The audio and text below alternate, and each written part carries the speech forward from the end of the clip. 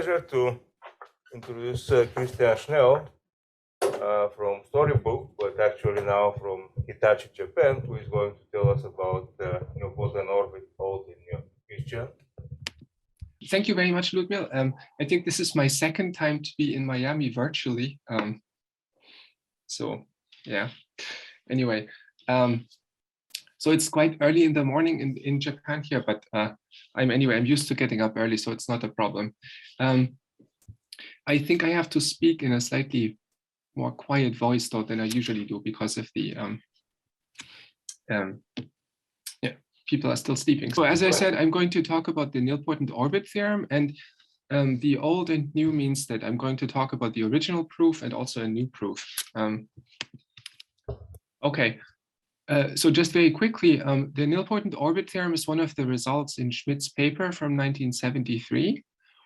And so Schmid studied variations of Hodge structure on the punctured disk mostly. And the nilpotent orbit theorem deals with the asymptotic behavior of the Hodge filtration. So what I'm going to do is I will first remind you very briefly what the statement is, but try to avoid giving too many definitions. And then I'll give a sketch of the original argument that Schmid had. That works under the assumptions that the local monodromy is quasi-unipotent. So the eigenvalues are roots of unity. And then afterwards, I'll explain a new proof that goes without that assumption, and it goes by a different route. I want to say at the beginning that the reason for doing this is that Claude Sabat and I are developing this theory of complex Hodge modules. And this is one of the necessary ingredients. So in particular, getting rid of this condition on the local monodromy and dealing with arbitrary complex variations of Hodge structure without a rational structure, that's necessary for this mixed Hodge module project. Okay, so I'll start with one slide that just has some very basic, just a basic reminder about Hodge structures, just so that you see the difference between the complex case and the rational case. So for me and for this talk, a Hodge structure of weight n just lives on a complex vector space, and it's just simply a decomposition into subspaces VPQ. There's no real structure, there's no symmetry, nothing. And then the important thing is a polarization. So a polarization is a pairing that's Hermitian. So it's linear in the first argument, conjugate linear in the second argument. And then you want these two conditions, that first, the Hodge decomposition is orthogonal. And secondly, if you change the signs by putting a -1 to the q on the VPQ subspace, then you get a positive definite inner product. So that's, again, it's the same kind of thing as in the real case, except that there's no real structure. And I also want to remind you that just like in the real case, the Hodge structure is actually, so the decomposition is actually determined by just the filtration, where you just look at the filtration by increasing P. And this is because, but this is only true if you have a polarization, right? If you have a polarization, the spaces are orthogonal. And so the VPQ space is the part of FP that's orthogonal to FP plus 1. So you can describe the decomposition like this. If you didn't have a polarization, you wouldn't be able to do this with one filtration, and you need two filtrations to describe it. Okay, and so now the setting for Schmid's theory is we're looking at the polarized variation of Hodge structure on the punctured disk. I'll give a slightly more precise definition later, but I think probably most of you know what the variation of Hodge structure is anyway.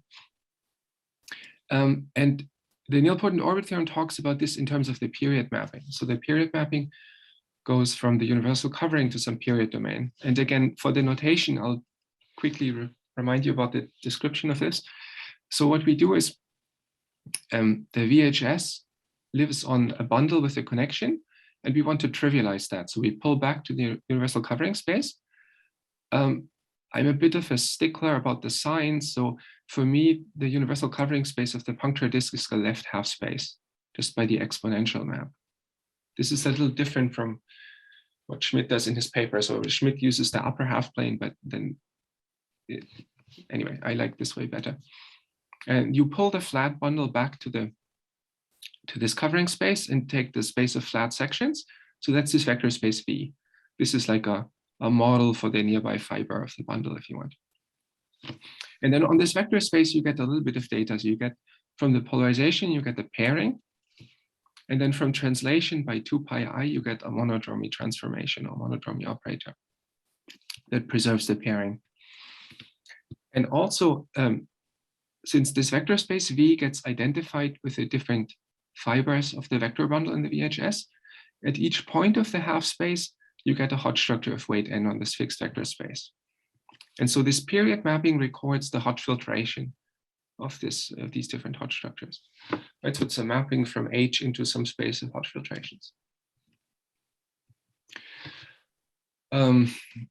Here, again, D and D check are the period domain and the compact dual. They're complex manifolds and also homogeneous spaces. We need both of them for the nilpotent orbit theorem. So this compact dual just parameterizes all filtrations on the vector space that have fixed ranks. It's a complex manifold, actually projective, and is homogeneous for the complex Lie group GLV. Again, this is because I'm doing complex Hodge structures, so there's no conditions on the filtrations. And then the period domain is the open subset of those filtrations that actually correspond to Hodge structures. And this is a homogeneous space under the smaller real Lie group, which is the orthogonal group of this pairing. Okay, so this is how it works. So each point of the left half space, you have this Hodge structure, and it's a point of this period domain D. And then the way the monodromy transformation is constructed, this period mapping is multi-valued. So if I translate from one point to another by going by 2 pi I, then the Hodge structure changes by the action of this monodromy transformation T. Okay, and so now what Schmid did is he makes this period mapping single valued by removing this dependence on 2 pi I. And so the way you do this is you choose a logarithm of T, right? So first thing is, because T is the monodromy of a complex VHS, the eigenvalues actually are complex numbers of absolute value 1. And so you can write T as a diagonalizable operator times a unipotent operator. The unipotent operator is exponential of something nilpotent, and the diagonalizable part is the exponential of something of 2 pi I times something real, because the eigenvalues are absolute value 1. And I can always choose S by just picking an interval and having the eigenvalues of S in that interval. And then I simply multiply the period mapping by this exponential factor e to the minus z times s plus n, and this makes it invariant under translation by 2 pi I.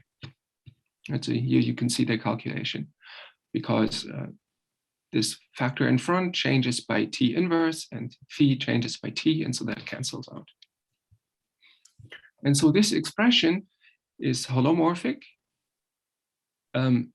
It no longer takes values in the period domain because we've acted by this complex matrix e to the z times s plus n. So this now is just a filtration, it just goes into the compact dual.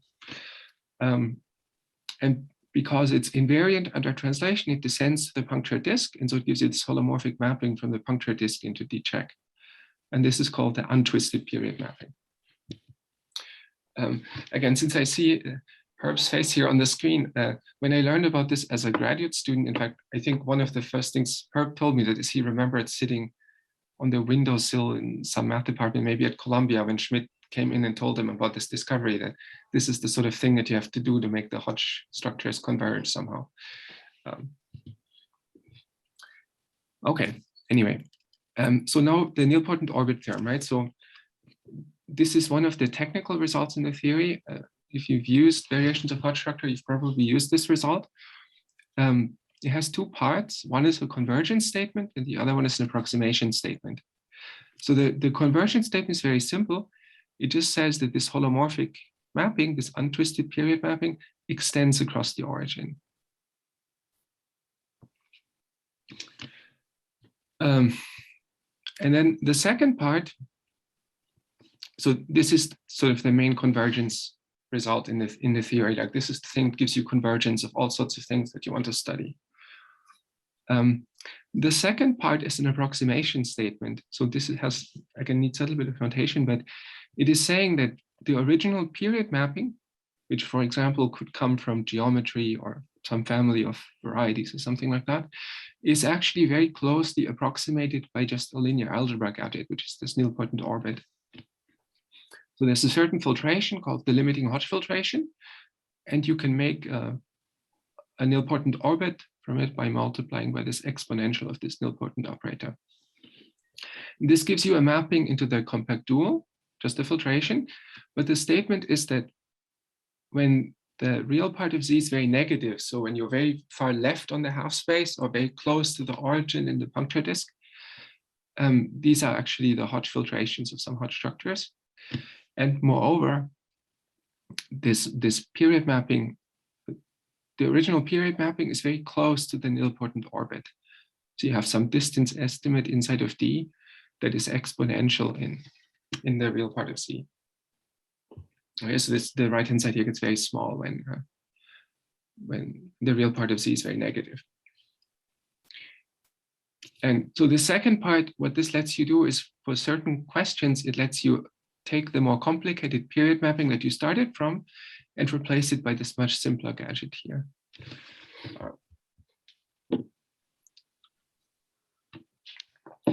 Okay, and again, in case you've seen this in Schmid's paper, so this F-lim is the so-called limiting Hodge filtration.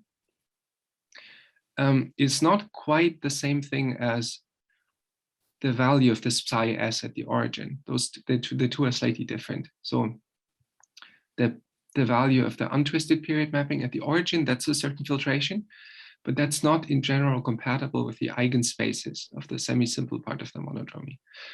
And so what you have to do is make it compatible. So there's a small step that goes from this limit of the untwisted period mapping to the limiting Hodge filtration. Okay, are there any questions so far? No? Okay. All right, then, so I will, as I promised, I will start by giving a little sketch of Schmid's proof before I talk about something new. So in Schmid's case, he has a variation of Hodge structure with a rational structure. And for the purposes of proving this, he assumes that the eigenvalues of the monodromy transformation are roots of unity. This is because when you have a rational structure, this condition is actually automatic. Right? I said the eigenvalues are always of absolute value 1. Together with a rational structure, you can use Kroneker's theorem and they're roots of unity. And then what you can do is you can make a base change by replacing t by t to the m, and you can kill all the eigenvalues. And just reduce to the case where t is unipotent. Okay, so if you do that, then you just get this untwisted period mapping. You make this base change and so on, and the untwisted period mapping only has this nilpotent part in front of it. And that makes things a little simpler. And then the main part of the theorem is this first part, that this mapping psi extends across the origin. So let me sketch how Schmid does that. Okay, so the idea is you look at this mapping, but not on the puncture disk, but just on the half space. And we're going to estimate the derivative of this mapping. So we're going to show that when Z is sufficiently far to the left, the derivative of this mapping is exponentially small. So there's this factor in front, but anyway, that's small compared to this exponential. So there's some positive epsilons at such this thing is basically e to the minus epsilon times the part of Z. And then this expression, the size of the derivative is something that's integrable. So you can integrate it and you can show that when you're far to the left, any 2 points here, the values of this thing are very close to each other.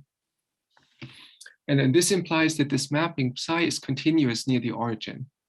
And so it extends continuously. And then of course, because it's holomorphic, it extends holomorphically. Okay. And so for estimating this derivative, Schmid considers this auxiliary mapping that I'm denoting by phi sub z. where you fix a point z, and then you look at points of the form z plus w, and you only correct for the w. So you don't multiply by e to the minus z plus w times n, but only minus w times n.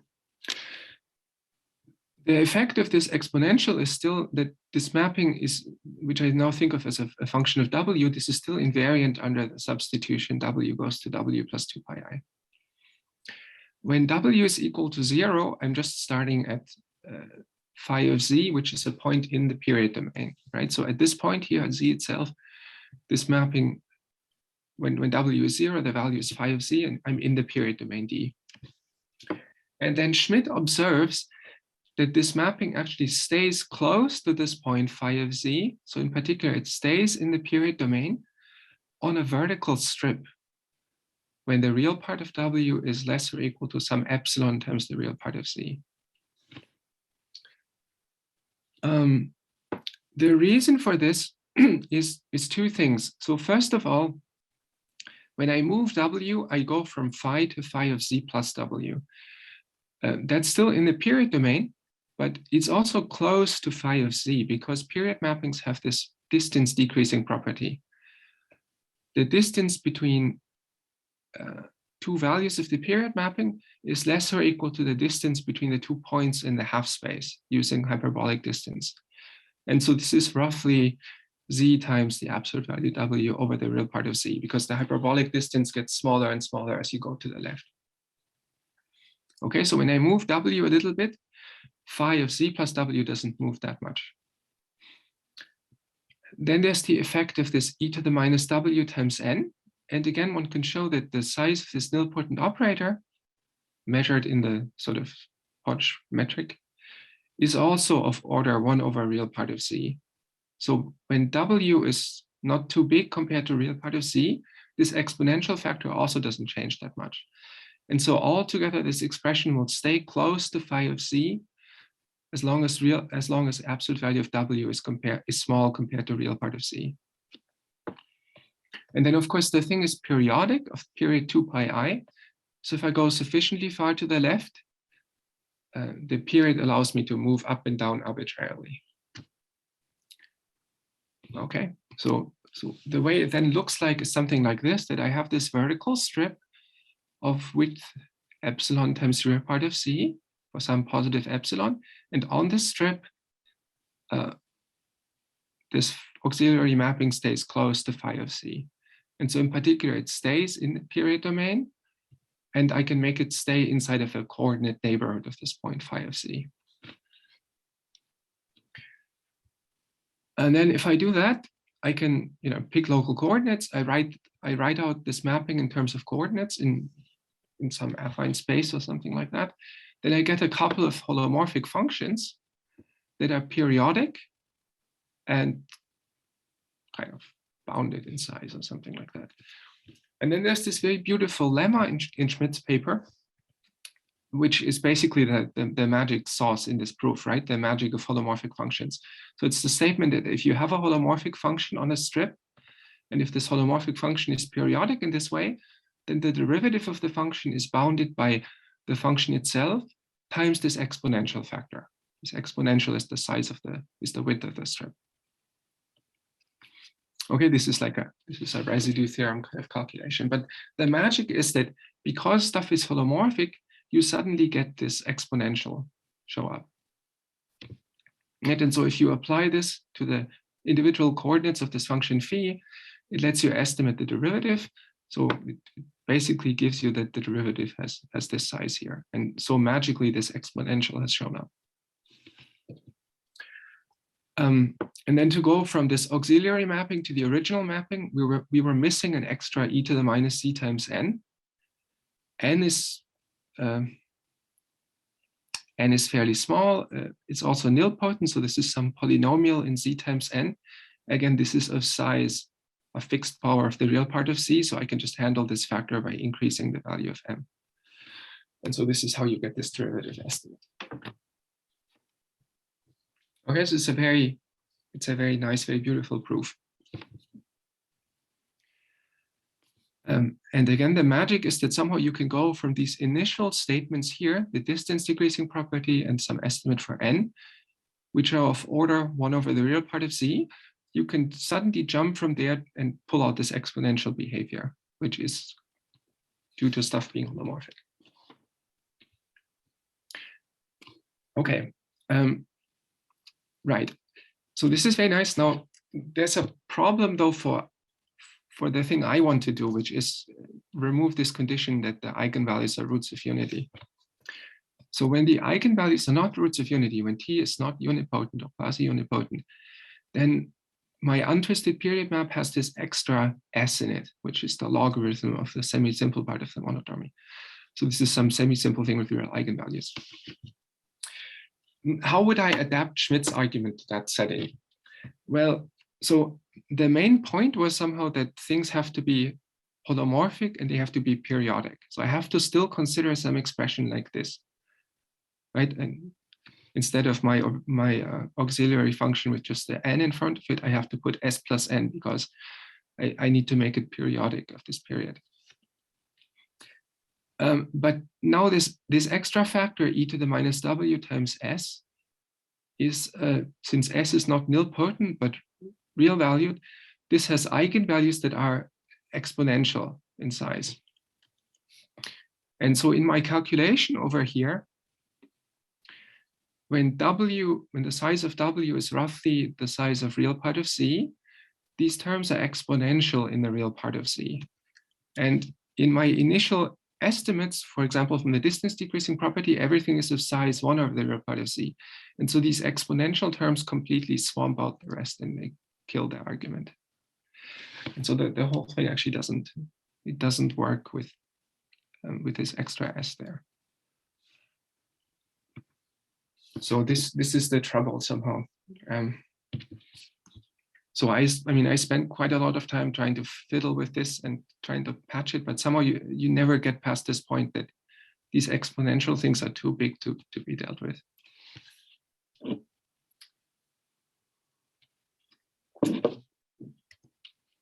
Okay, so what I will do in the rest of the talk is I'll try to describe a new argument for this nilpotent orbit theorem that goes by a different route and that avoids this problem.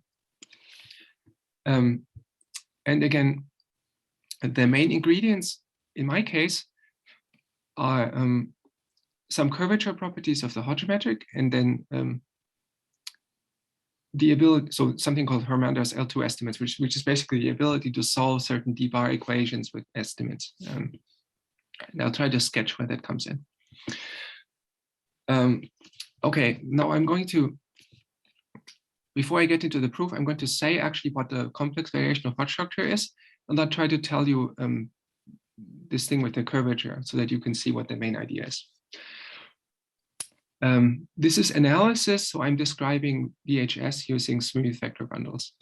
Okay, so VHS for me, so you have a complex manifold, you have a smooth vector bundle and a flat connection on it. And then a VHS is just a decomposition into smooth subbundles, just like in the case of a Hodge structure. And the restriction is that the connection has to map the PQ bundle into the sum of just these 4 terms. So you cannot arbitrarily shift the PQ, but you can only shift P and Q up or down by at most 1 in this specific way. With these 4 summands here, you get a decomposition of the connection into these 4 operators that I'll call partial, theta, partial bar, and theta star. And the most important one is this theta. That's the one that has type 1, 0, and it changes P to P minus 1 and Q to Q plus 1. This is called the Higgs field of the VHS. And the Higgs field is important because it is basically the derivative of the period mapping. That's sort of the geometric interpretation. But more on this later. Okay, you're probably more familiar with the holomorphic description of this. So let me say this over here, what this means in holomorphic terms. So the connection, if you look at the 0, 1 part of the connection, that's d bar plus theta star, that turns the bundle into a holomorphic vector bundle. The condition here on how d bar and theta star acts, it says that this operator d bar plus theta star preserves the Hodge filtration. It doesn't preserve the individual Hodge bundles because it can increase P, but it preserves the filtration. And so the Hodge bundles are subbundles that are holomorphic subbundles. And then the other part of the connection gives you a holomorphic connection on this holomorphic bundle.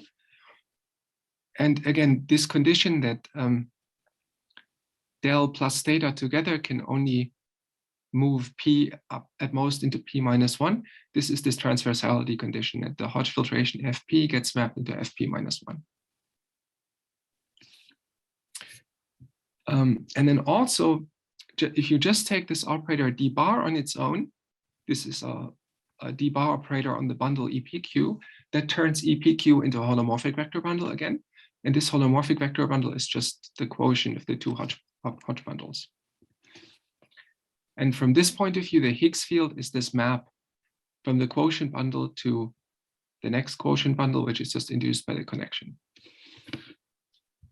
Okay, so this is sort of how you think of these things holomorphically. Okay. So is yes, theta wedge theta automatically 0? Yeah? Yes, right, because the connection composed of the connection is 0. On this left-hand side, theta wedge theta is also 0 because d squared is equal to 0. So this sort of follows from, you get lots of identities among these operators by taking d squared equals 0 and decomposing. So if you know the language, this VHS is an example, and with these four operators, an example of a harmonic bundle. And the operators satisfy the identities for harmonic bundles. Okay, right, then a polarization. So a polarization is, again, it's a pairing that takes two smooth sections of the bundle and makes a smooth function out of it. I want it to be flat with respect to D, which means that it satisfies the Leibniz rule. And then I want that if you change the signs in the same way as a polarization of a Hodge structure, then you get a positive definite Hermitian metric on this bundle E. And the Hodge decomposition is orthogonal. Yeah, that's the condition of polarization. So the VHS in particular is a family of Hodge structures, and the polarization is a family of polarizations, but I think of it as a bundle with a metric. And this metric is called the Hodge metric. Okay, and so the main point in the proof of the nilpotent orbit theorem is some facts about the curvature of the Hodge metric. So this is again something that Schmid derived in his paper. So you can show quite easily from the formulas for the connection and so on that the curvature operator of the Hodge metric on this bundle EPQ is just this operator. It's maybe I should write it theta wedge theta star plus theta star wedge theta, but anyway, so it's an operator of type 1,1 in the forms that acts on this bundle EPQ. And if I try to see what this curvature looks like, well, I take the curvature operator, apply to some section, and then I pair it with a section. And this expression, if I rewrite it, it has both a positive term and a negative term. So it is in general neither positive nor negative definite, which is sad because when you want to do things with metrics, usually you have to have a definite sign in the curvature. The workaround for it is though that you can bound the positive and the negative part. So you can sort of say how big they are. And this is because of this basic, so-called basic estimate that Simpson actually proved in an old paper. So the basic estimate says that if I have a VHS on the puncture disk, then I can bound the size of the Higgs field. So I have a VHS on the puncture disk, I take the Higgs field and I view it as a section of the bundle of endomorphisms of E. And that inherits polarization and the VHS and so on. And then I can look at the Hodge, the size of this Higgs field with respect to the Hodge metric on end E. And Simpson showed that this universal estimate, that thing is at most a constant divided by t squared log t squared.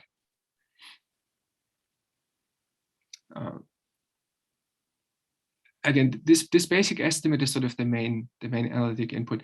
It's not so hard to prove. it's a consequence of Alfor's lemma. And so this is sort of the analytic, the slightly more analytic way of saying this distance decreasing property of the period mapping, right? Where the proof of that also uses Alfor's lemma.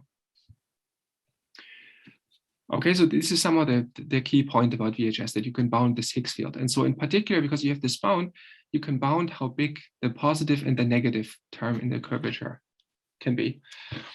And in particular, if I want to make a metric that's positive or negative definite, what I do is I just multiply by some sufficiently big power of log t. Because if I do that, then the curvature will change by the Laplacian of log t, and that picks up a term that looks exactly like b over t squared log t squared. So I can absorb this term. Okay, so the conclusion of this is that I can turn the Hodge metric into a metric with positive curvature or negative curvature simply by multiplying by a sufficiently positive or negative power of log t. This is sort of the main technical point. This was observed by Simpson. Simpson in turn says that this idea is more or less due to the paper by Conalba and Griffiths. Okay, so now let me give an outline of the proof to the viewer. And I'm actually going to use both positive and negative curvature, so this thing will appear twice. Okay, so what's the overall idea? So the overall idea is that so we have an induced VHS on this endomorphism bundle, and that has weight 0. So the spaces look like end of E, k minus k.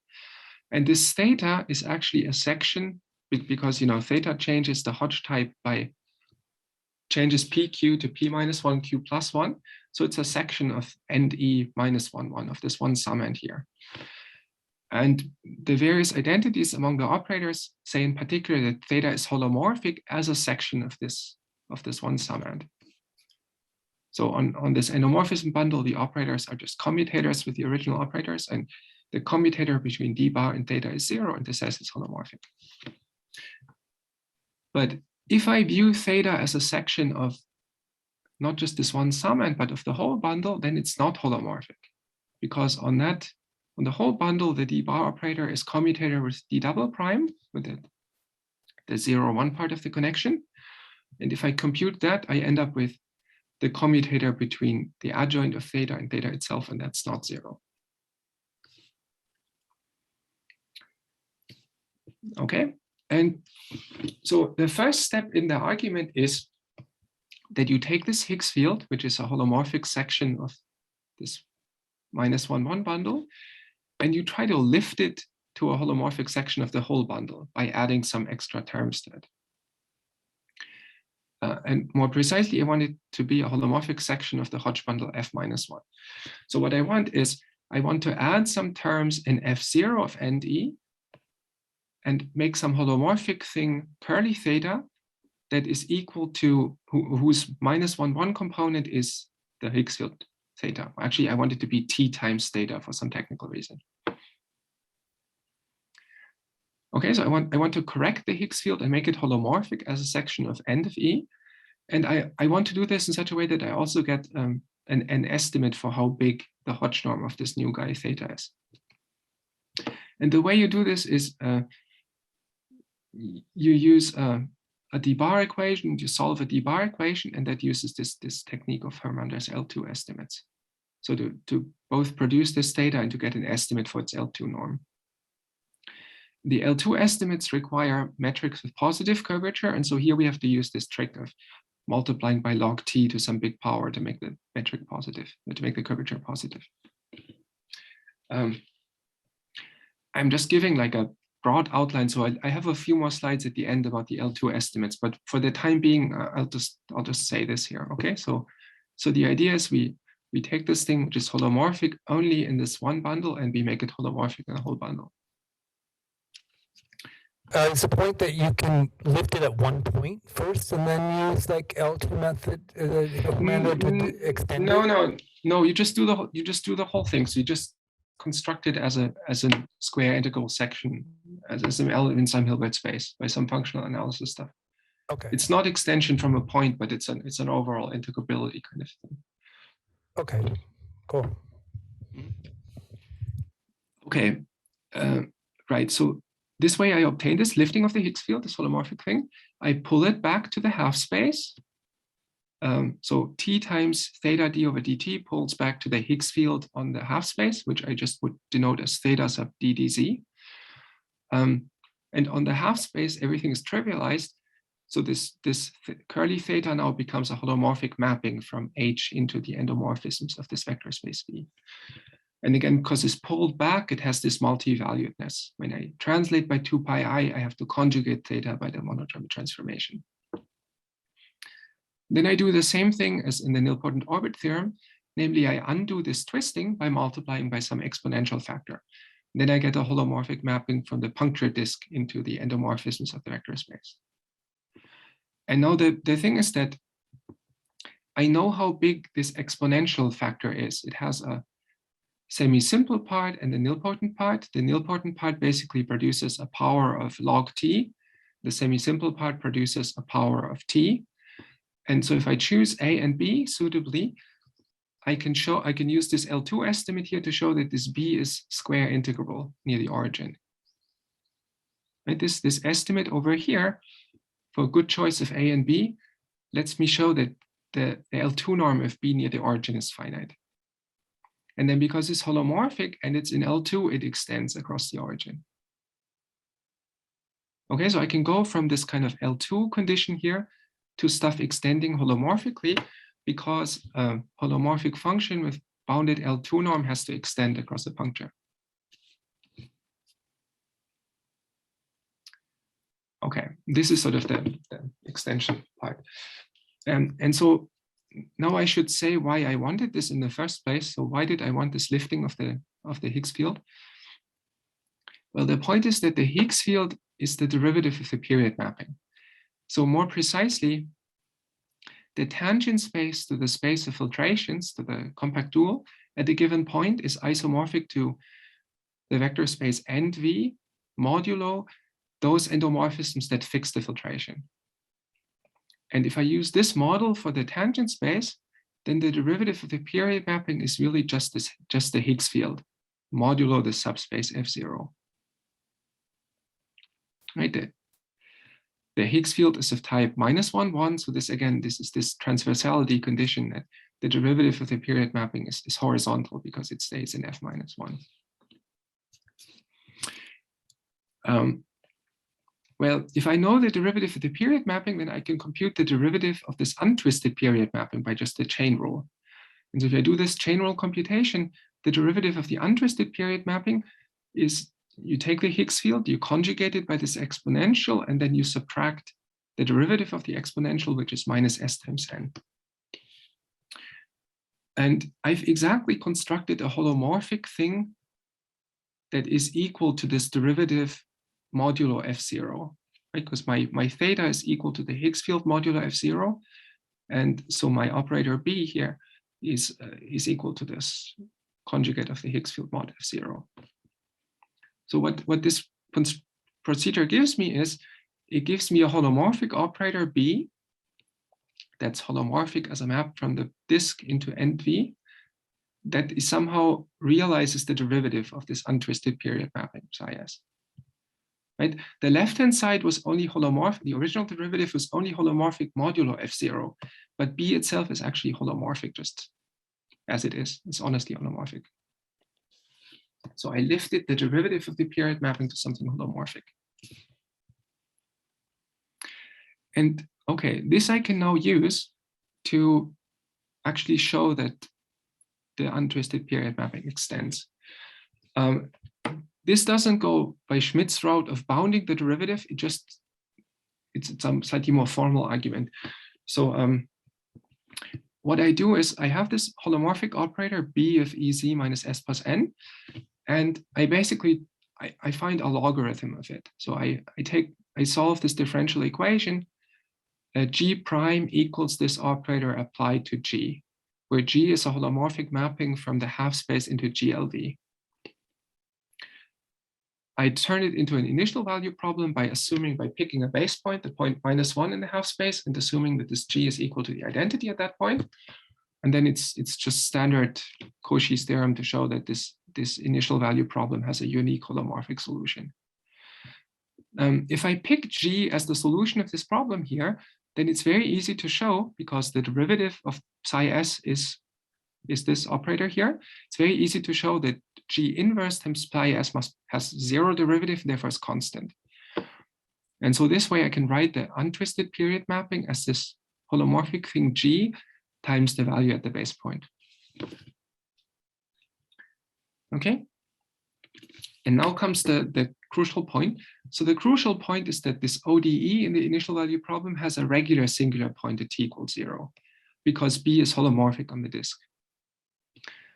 And that's the theory of what solutions to ODEs with regular singular points look like.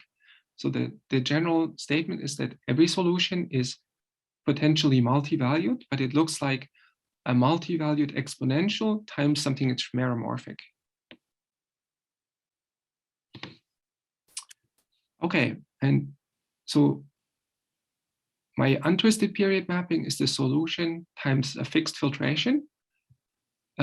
The untwisted period mapping by construction is single valued. So this multi-valued term e to the az in the solution, it actually has no effect because the whole thing is single valued. So actually I can write the untwisted period mapping as just this meromorphic guy times a fixed filtration. And then this is enough to show that psi s extends, right? Because this is saying that psi s is meromorphic, but the compact dual D check is projective, and any meromorphic mapping from a punctured disk into a projective thing extends. Okay, so this is the argument. So the filtration is given by the asymptotics of the solutions of the ODE? When not exactly. I mean, so the filtration is that you have this one fixed filtration, which is psi s at the base point, and then you have this matrix valued function that you apply to that filtration, and that tells you how the Hodge filtrations in this untwisted period mapping look like. I don't know what the limit looks like, right? Because when t approaches 0, this meromorphic thing, of course, has a pole. So you have to sort of write it out in projective coordinates and divide out the common powers of t before you can take a limit. So I don't quite know what the limit looks like in terms of this m. If that was your question. Isn't there a classical proof where you start with the Nahum equation and then this ODE is like a reduction of it? I think that's for the SL2 orbit theorem. Okay. So yeah. Ludmil, I think in classical terms, you write out the period matrix as a polynomial in log with holomorphic, with analytic coefficients. Mm-hmm. Well, the regular singular points means that the coefficients are holomorphic. And just take the value of those at the origin. That's the FLM. Okay. And by untwisting the period map, you convert what was a polynomial in log into just something single valued, evaluated at the origin. Yeah.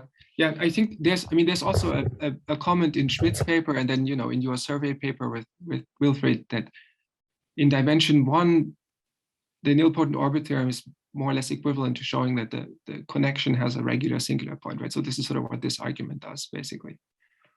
It proves directly that the connection has a regular singular point. Okay, well, so this is all very good, but what it has one disadvantage, namely it doesn't give you any estimates for the rate of convergence. Right? In Schmid's case, he was actually able to get some kind of exponential estimate, which is necessary for proving this approximation statement, but I don't get this here because I'm really just showing that the period mapping is meromorphic, and then just use the fact that something meromorphic into a projective thing extends. So what you still need is some estimates. Please let me tell you a little bit about how this is done, because this is a very neat sort of part of the argument. So again, I'll just give a broad outline, but so the idea is that from the fact that this thing extends, I do get some estimate, but it's not very precise, right? So since this thing extends, when I look at it as a map from the half space to the check, the derivative is of the size of the derivative is of order absolute value of t, which is absolute value of e to the z, which is e to the minus the real part of z, right? Just by the chain rule. We've also computed the derivative and said that it's equal to this expression. So it tells me that modulo f0, this expression here, has to be quite small. Right, and so now I can take this exponential factor and move it to the other side and do a little bit of calculations.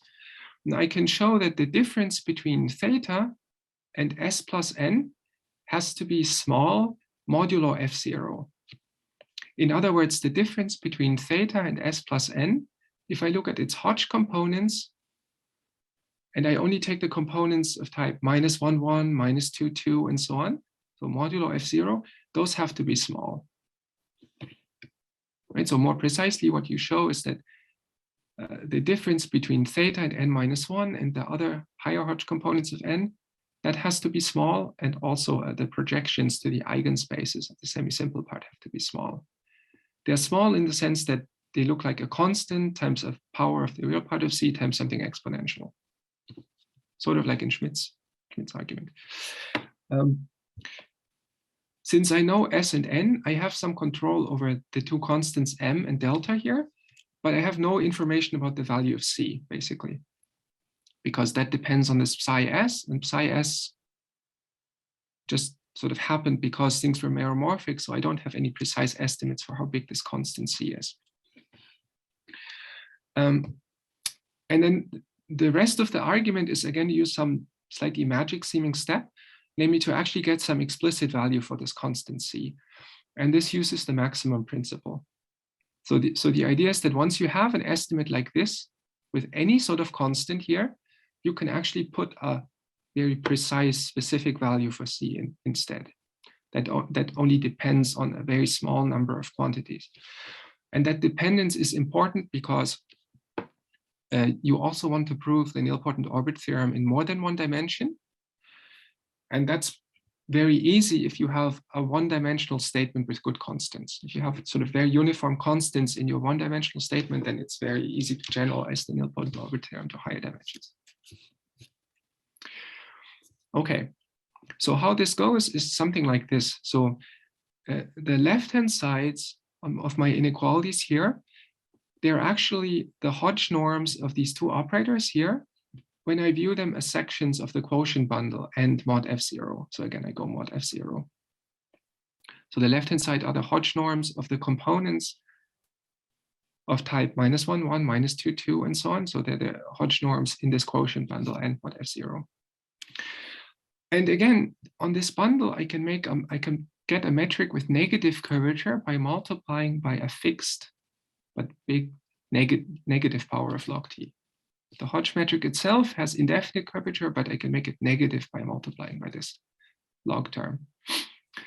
And the good thing about metrics with negative curvature is that if you look at the holomorphic section on a bundle with negative curvature, then the pointwise norm and the log of the pointwise norm are subharmonic functions. In higher dimensions, plurisubharmonic, in dimension 1 that we're interested in is subharmonic. And subharmonic functions satisfy the maximum principle. And so this gives me some way of dealing with this constant, right? So the idea is I take the log of the left-hand side of these inequalities.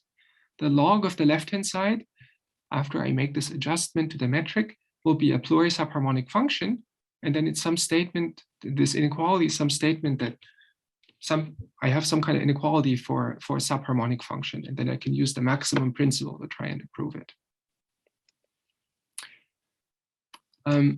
Here's how this looks like in a toy example. So a toy example of this problem is that I have a single subharmonic function on the puncture disk, and I have some estimate like this, that it's bounded by a constant minus delta times log t squared on some small neighborhood of the origin. Okay, again, this comes about by taking this inequality here, taking logs on both sides. Then log on the left-hand side is subharmonic function, and on the right-hand side, I get log of this constant and log of this exponential. So I end up in some situation, something like this. Okay, and then again, the question is, if I just have this for some constant c, and I don't know how big c is, can I actually get information about c? And this you can do, because you can move the delta times log t squared to the other side. Log t squared is actually harmonic, so this new function phi plus delta log t squared is still subharmonic. And then the inequality is just saying that it's bounded near 0. Right? If I have this for any value of c, no matter how big, it just says that this subharmonic function is bounded near the origin. Well, then if it's bounded, it has to achieve a maximum on any disk. And if by the maximum principle, it achieves this maximum somewhere along the boundary. So in this way, I get away from the origin where I don't control things, and I can move to the outer boundary of the disk where things are easy to estimate. Okay, so then my estimate here with an unspecified constant turns into this more precise estimate here, where the constant is actually the maximum along the outer circle of this, the outer boundary of this disk. And in the VHS case, the stuff that happens towards the outer boundary is sort of easy to estimate. And so this lets me replace this unknown constant c by an explicit constant. Yeah, that's the idea.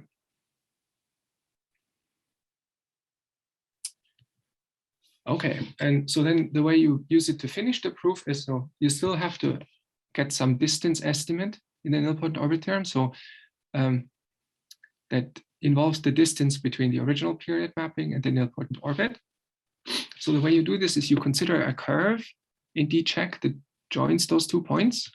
And you can do this explicitly like this by this specific formula here. So for x is equal to 0, it starts at phi of z. And when x goes to infinity, you go to e to the minus zn times f lim, which is this.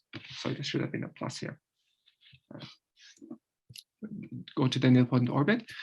And then the estimates in the previous steps, they control the derivative of this curve. And so if you integrate the estimates, you get a distance estimate between phi and the nilpotent orbit that has the correct shape.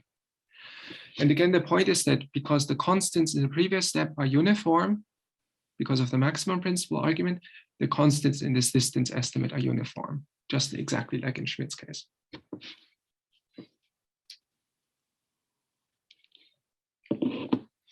Okay, so this is the sketch. So I use positive curvature for the L2 theory, and I use negative curvature so that I can apply the maximum principle.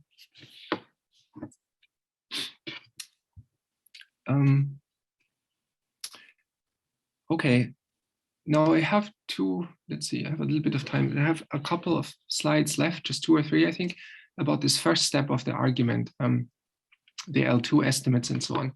So let me go back to this first step here, the stuff that's in the box, and give an idea of how that works. I think I just have like 2 slides or something. So how do you construct this kind of lifting? So the idea is always, when you want to construct a holomorphic thing from something that's not holomorphic, you take the d-bar operator on your bundle and you apply it to the non-holomorphic thing. And then you see whether you can find another solution of the same, you can find a solution of the d-bar equation. And then if you add the solution to the d-bar equation to your original thing, then you'll get something which is in the kernel of the d-bar operator, so it's holomorphic. Okay, so the first thing I should do is, well, I take this bundle ND, it's a holomorphic vector bundle where the d-bar operator is the commutator with the d-bar operator in E, and I compute the derivative of the right-hand side. And so the derivative of the right-hand side is, I call this F. This is a section of N00. It's actually just the commutator between the Higgs field and the adjoint of the Higgs field.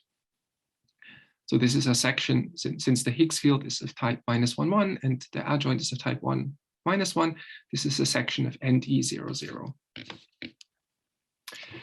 And then all I have to do to construct my lifting is solve the d-bar equation d bar of u is equal to f for some u that's in f0. Right? The right-hand side of the equation, this f is in f0, and so it makes sense to try and solve the d bar equation with u in f0. And then I can simply add or subtract rather this u from t theta, and I get something that's congruent to t times theta mod f0, but is now holomorphic.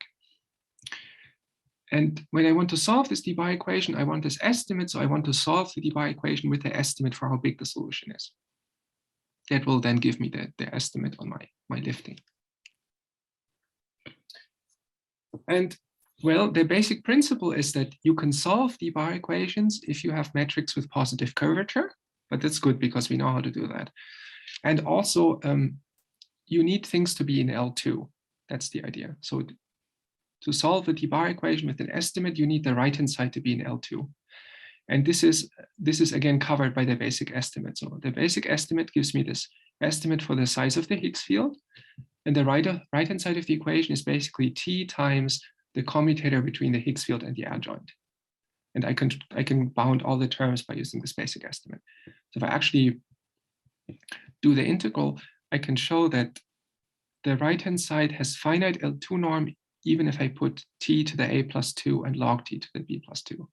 Because then, I get a 2 from the commutator, I estimate theta and theta star using the basic estimate, and I get an extra t squared. And so altogether, I just have t to the a and the power of log t. And as long as a is bigger than -2, that will have finite integral over the puncture disk.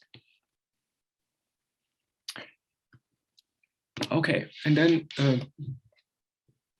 the theorem that lets you solve the d bar equations is called Harmonics L2 Estimates. This is a little bit complicated in higher dimensions, but in dimension 1, it's very simple because there are no integrability conditions. And the whole thing is just basically just integration by parts. It's just a clever use of integration by parts. So in general, if you have a bundle on some domain in C, a holomorphic bundle, and you want to solve this kind of d bar equation, then you need a metric on E that has positive curvature, in the sense that when you measure the size of the curvature tensor like this, you want it to be bounded from below by a positive function times the metric itself. If your metric has positive curvature in this sense, then Harmonics' theorem is that you can always solve the d bar equation. And moreover, the L2 norm of the solution will be bounded by the L2 norm of the right-hand side with this extra function rho squared added in. So somehow the bigger you can make rho, the smaller you can make the right-hand side of this estimate here. And in the case of the VHS, the metric with positive curvature that I use is again the Hodge metric on NDE times this logarithmic term. And you just have to make B sufficiently big. And if you make B sufficiently big, then it satisfies this condition here. And the function rho is the derivative of log t, so or 1 over the derivative. So it ends up giving you an extra t squared log t squared. Okay, so this is why if I want to estimate the size of U with a metric that has t to the a and log t to the b, I should estimate on the right-hand side, I need an integral with a plus 2 and b plus 2 because of this extra 1 over rho squared. But this exactly works out nicely. Okay, and so then this L2 estimate lets me solve the d bar equation. Once I can, with an estimate, and once I can do that, I can construct a lifting for the Higgs field and I can run my argument. Okay, I think that's it. So I say thank you very much.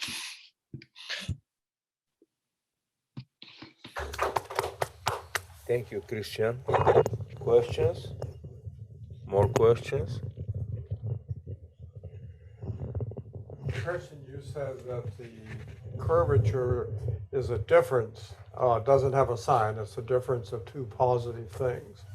Yes. And that's correct. But if you restrict not just to the horizontal distribution, but to an integral element of that, then one of those terms drops out and it has a sign. Hmm? Yes.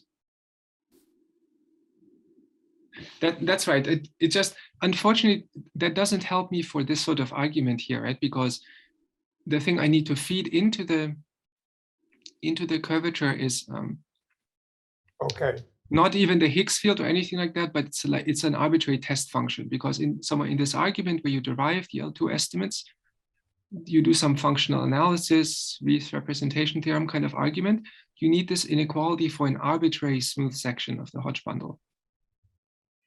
And so you don't have any sort of horizontality or any condition that constrains it. Other questions? Could I make a comment about complex variation of Hodge structure? Yes. Sure, Carl. Which is that for people who are used to real variations of Hodge structure, I think you could just say that a complex variation of Hodge structure is a real variation of Hodge structure together with an endomorphism J such that J squared equals -1. Yeah, sure, yes. That's probably not all that useful for doing this type of argument, but yeah, it doesn't, right? I mean, yes. So you could also to point out that it's not actually a new sort of a thing. Yeah, that's right. I mean, you could take the complex VHS together with its conjugate, then you get a real VHS. Right? I mean, yeah. But I mean, I have to say that. And so I found this complex VHS point of view, which I think the definition is sort of in your paper and so on. But I found it useful to think of it from this harmonic bundle point of view, and somehow. Yeah, I'm not. Once you remove the real structure and the rational structure, it's somehow all you have left is the Hodge metric, and so it sort of shows very clearly that all of these things are really caused by the Hodge metric being a harmonic metric somehow, and just focusing on the complex thing sort of clarifies that in my opinion. Yeah.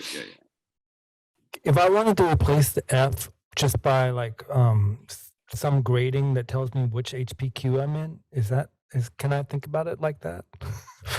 Which F? Like this small F? Or the little F, yeah, that we're dealing with, yeah. No, because I guess it's not that. It's not really that. No, I'm trying to figure out how I should think of the F, but. Yeah, so you think of the F as being, F is the derivative, the d bar derivative of the Higgs field viewed as a section of ND, right? And because of the identities among the operators, it just ends up being the commutator between the Higgs field and the adjoint. I'm kind of. Right. I mean, you can put this argument is pretty robust. So you can put all sorts of other stuff instead of the Higgs field, right? Again, you can construct a holomorphic lifting of the Weyl operator, for example, or things like that. It just doesn't turn out to be good for anything. Oh, so I could. What if I put in like something that just like it's just on HPQ? It's just I don't know, like exactly. -1 to the -1 to the Q or. One and 0 on all the other guys. Yeah, right. So you can put instead of the Higgs field, you can put that in. That has more or less the same formal properties. You can solve the D-bar equation. You can produce like a holomorphic lifting for this grading or things like that, if you're so inclined. Yes. Yeah. Okay. I'm cool with that. Did I hear well? There was not so good connection that you said curvature. You look at curvature as a relative notion. Or I didn't hear well. I don't know what does relative mean, and that's. I thought that you meant you sort of say that you look on curvature as a relative notion, but maybe I didn't hear well because I was in a bad connection. Yeah, maybe it might be there.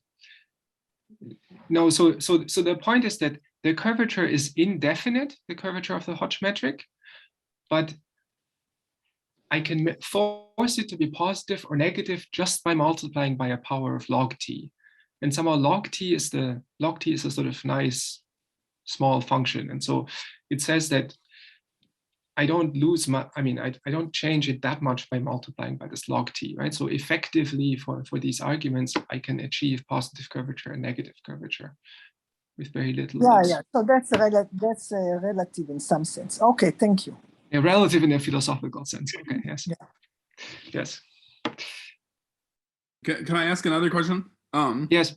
Your script theta thing, your lifting, could you think of that as a derivative of like a mapping to the group or something like that?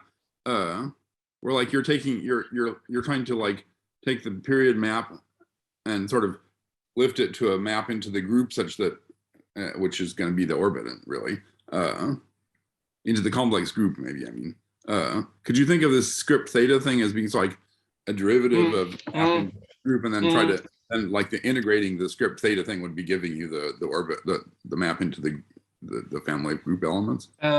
Yeah, I think you would be able to do that. I mean, on the, so let me see if I can go back. I mean, so what I did, the way I used it is I solved this, once I have theta, I solved this differential equation right here. And then I was able to write the untwisted period mapping as by just the action of this holomorphic thing.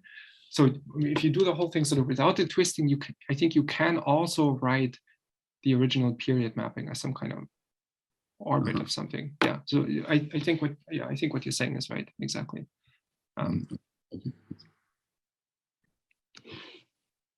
Yes. But I mean, it wouldn't. It's not a particularly. There are some lifting arguments like that in Schmid's paper, right? Like in the proof of the SL2 orbit theorem, where you have a map in some quotient and you lift it to the original group and make it tangent to some connection or something like that. So I mean, this particular lifting is not this curly theta that I'm constructing is actually not unique, right? Because I mean, there's nothing in these L2 estimates that says that there's a unique thing that you're constructing. You just pick any old one. So it is much, because everything is just, the only constraints come from it being in L2. It is much less precise than. But do you have a version of the SL2 orbit theorem that goes along with this? Yes, so I have what I call a cheap SL2 orbit theorem. So the cheap SL2 orbit theorems again has a almost trivial proof, but what you do is you give up the insistence on using the SL2 splitting or the canonical splitting. You just pick any old splitting and then you can prove something much like the SL2 orbit theorem for that splitting. That is just linear algebra, so that it doesn't use any sort of complicated lifting arguments. Does that give you the norm estimates anyway? No, you prove the norm estimates first by some different. You do the norm estimates by just harmonic bundle stuff. Yeah. Yes. Other questions? Well, if not, let's thank Christian again. My pleasure. Have a great day in Japan, and so we'll proceed tomorrow morning. Thank you. Thank you.